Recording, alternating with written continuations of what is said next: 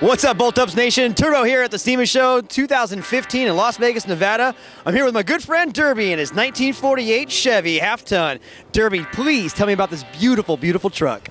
I had one of these when I was 16, first vehicle I ever had, and sold it.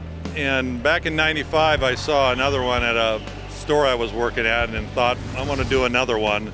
So I bought it and came to SEMA every year, and every time I see something I liked, I thought, oh, I want to try that. And watching all the big time builders over the year like Chip Foose or Trepanier, Foose always said he liked doing subtle little things, and I really liked that thought pattern. So the stretch, the balance of the vehicle was in my mind all the time. And then getting motivated every year when I come to SEMA, see a magazine article, watch a TV program.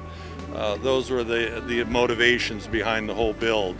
Now, let me ask you, how long has it been since start to finish, basically? 20 plus years. Really, 20 years, start to finish. This was spare time, my hobby. Some weeks, never worked on it.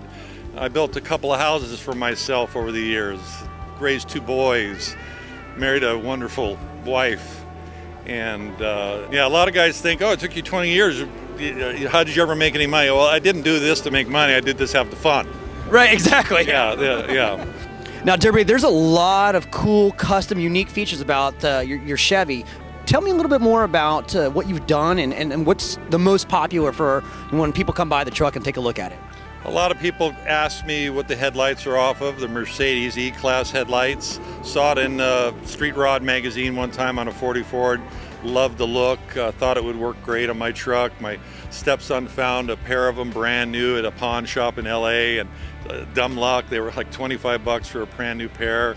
We got them, put them on there, it really worked out right, and they look correct. It doesn't look like a brand spanking modern light in an old vehicle. It looks like that's what they maybe were built for back then.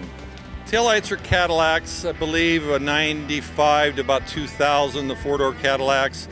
Seen them on a lot of trucks over the years, pretty common mod, but they work extremely well for the shape that they have to fit into. So after I built the bed, I made the ends of the bed from scratch, made these big wooden bucks and shaped my metal, and then cut the taillights into them. And everybody just loves the look, and everybody knows that they're Cadillac, and it's common enough amongst hot rodders where they pretty much know where they are, and they're well liked. Everybody likes them a lot. That's very, very cool. Now talk about the inside of the cab itself. I mean, I'm looking inside of this right now, and I got to tell you, Dermie, it is just absolutely beautiful. Tell me a little bit more. I tried to keep it looking factory-like. The gauges, I kept the same configuration. I did a little modification on the shroud over the top. The center console flows up into the dash so nicely, and so many cars over the years I see at a car show, I walk up and I look inside the car and I see a center console and I go, well, that guy made that on his brake at home. It's square and obviously homemade. And I tried to tell myself, you got to make it look like the factory built it that way. So all the edges are nice and round and shapely.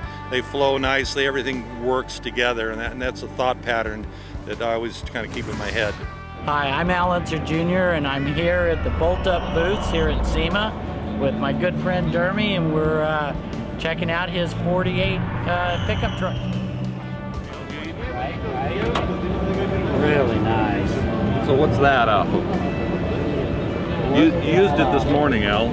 I used it on the toilet. That's really? it. Everybody loves that. That's good. Yeah. There's a third brake light right below that band, right in the middle. It's about that wide. You can't see it. When you hit the brakes, it pops right through the paint.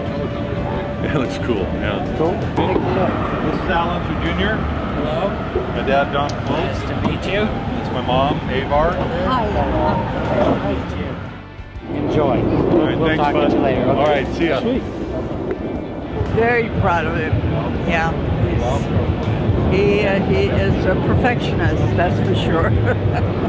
Worked on it for a long, long time. What do you think of it?